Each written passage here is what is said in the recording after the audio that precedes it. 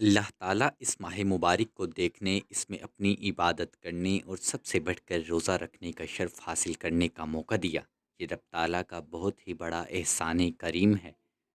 آج ہم آپ کو 1، 2 اور 3 رمضان المبارک کی سحری میں پڑھنے والا ایک ایسا عمل بتائیں گے جس کو پڑھنے سے آپ کے بے شمار معمولات، ہزاروں دعائیں، لاکھوں حاجات اور ہر طرح کی بیماریوں کے ساتھ معاشی معاملات میں بھی اللہ کی خاص مدد حاصل ہوگی۔ سحری ایک ایسا وقت ہے جس وقت مانگی گئی دعائیں رب تعالیٰ بہت قبول فرماتا ہے۔ اسی طرح جیسے نبی کریم صلی اللہ علیہ وآلہ وسلم کا ارشاد پاک ہے، اللہ تعالیٰ اور اس کے فرشتے سحری کھانے والوں پر رحمت نازل فرماتے ہیں۔